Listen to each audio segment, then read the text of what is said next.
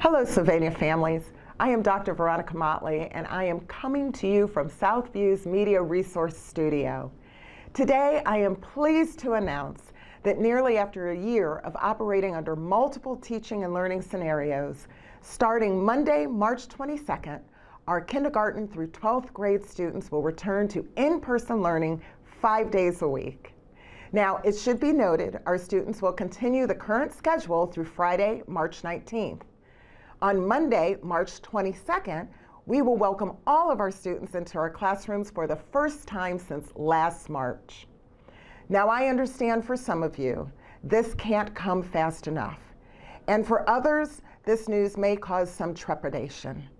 Please know, as a district, we continue to keep our students' safety a #1 priority, and I am confident our framework will allow us to continue the educational process in a safe and responsible manner as we are using science and the most recent information available to make this decision. This month, the U.S. Department of Education recommended the reopening of K-12 schools for in-person learning if schools are able to implement the 5 key mitigation strategies, including masking and, to the greatest extent possible, physical distancing. This visual before you articulates the mitigation strategies that are currently in place in Sylvania schools. You will note that there are not only 5, but we also have 2 additional strategies, which includes physical barriers such as plexiglass, as well as in-district COVID testing for students and staff who demonstrate symptoms related to COVID.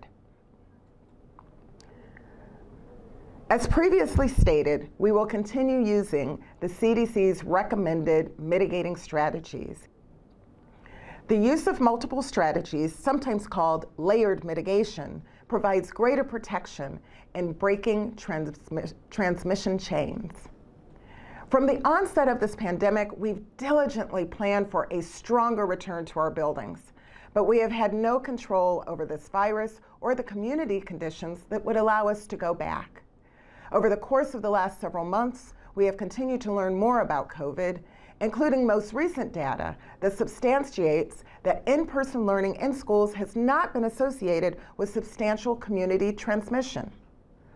This is only a change to the schedule and not a change to the many protocols that we have in place to maintain a safe and healthy environment. Keeping this information in mind, in combination with declining COVID-19 cases and the availability of vaccines, both are key factors in our plans to return safely. Sylvania schools will not compromise our commitment to safety and our core mission to provide a high-quality education for our children. I would like for you to know that we have used CARES Act COVID-19 relief funds to purchase protective equipment, cleaning supplies, install safety signage, and other additional PPE for our students and staff, and our schools are ready to welcome all students back safely. So, you may be wondering why we selected the week before spring break to make this transition, opposed to after spring break as previously announced. It has always been our goal to have our students back in the classroom. On March 22nd, it will be just over 2 weeks after the second dose of the vaccine has been administered to the majority of our staff. As we learned this last Thursday, at this point in time, those staff members who are inoculated will no longer need to quarantine in the event of a COVID-19 exposure.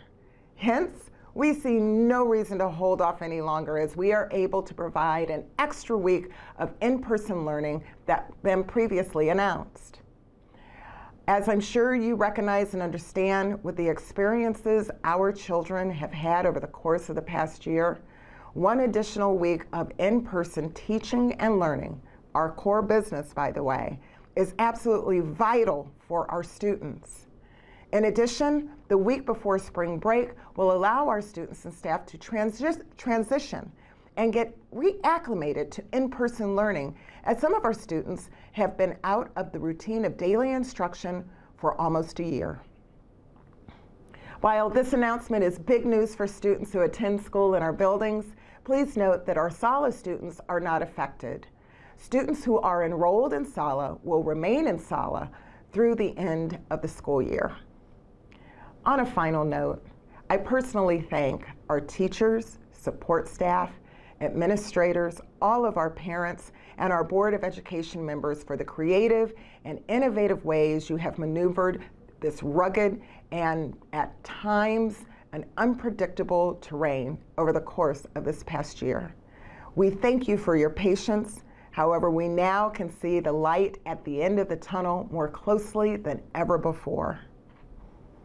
I thank you for your attention. I thank you for your time, and make it a great day, everyone.